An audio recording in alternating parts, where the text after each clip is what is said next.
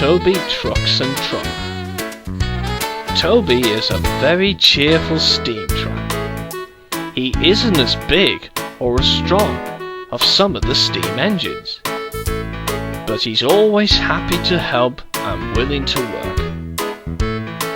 One day, Toby was taking some milk to the docks, but today the milk tankers were very heavy, and Toby has to go really slowly. But he has to go into every siding to let other big engines to go through.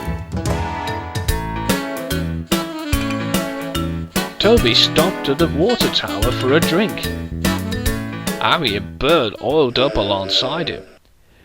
"You're an old slow engine, aren't you?" laughed Arry.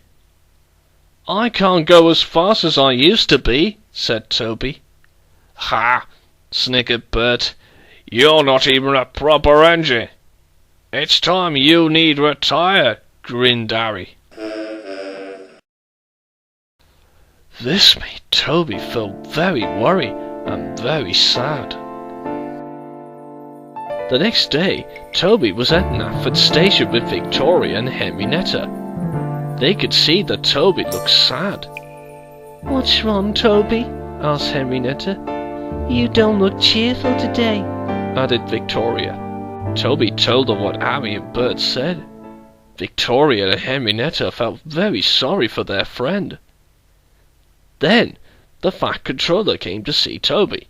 "Toby, you must go to the coaling plant and collect coal and deliver them to Wellswood Yard," he said.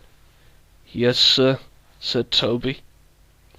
And he chuffed off sadly away to the coaling plant.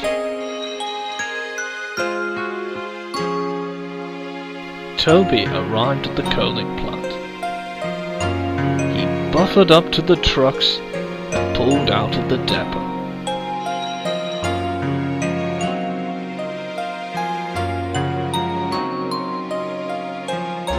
Toby had to stop at a signal. Edward was waiting there. He could see that Toby was unhappy. "Are you feeling all right, Toby?" he asked. "I'm too old to be strong and fast," replied Toby. "Arry and Bert said I need retiring." "Take no notice," said Edward. "Arry and Bert were only trying to get you worried. Anyway, you and I are old, but we're still really useful."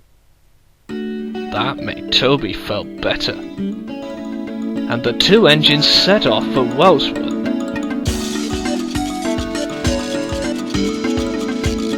Edward and Toby arrived at Wellswood Yard. The yard was jam-packed of heavy trucks. "I forgot to tell you, Toby," puffed Edward. "Boco has gone to Vickerstown to collect a freight train. So I need you to help me to shunt these trucks in the right places." "Yes, of course," replied Toby. And he started to shunt the trucks. He shunted coal trucks for Henry and slate trucks for Donald. He even shunted fruit vans for Douglas. Toby was working very well, until Arry and Bert rolled by with a long train of tankers. "Feeling tired, are you, old-timer?" called Arry. "It sounds like you do need retiring, you wooden box on wheels," laughed Bert. But this time, Toby ignored them.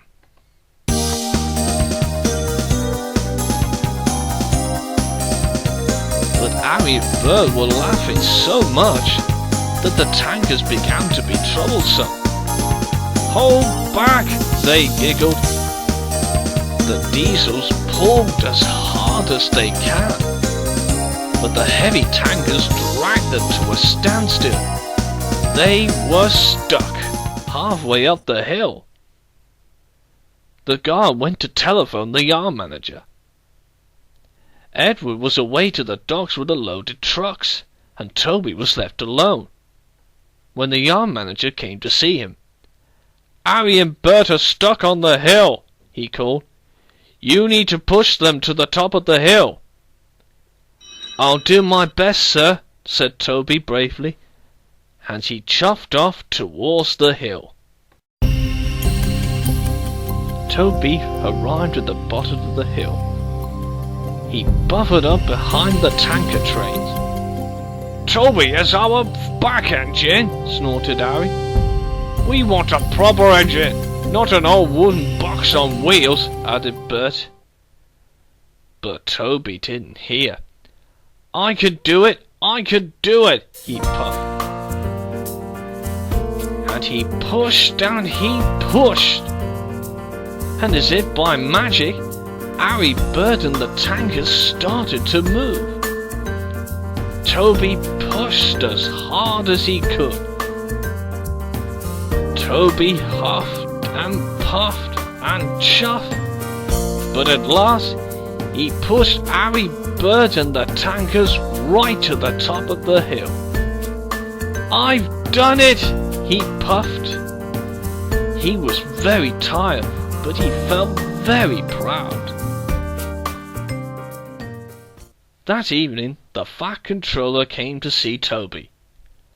Well, Toby, today you were very brave and a very useful engine indeed, he said. Thank you, sir, said Toby happily.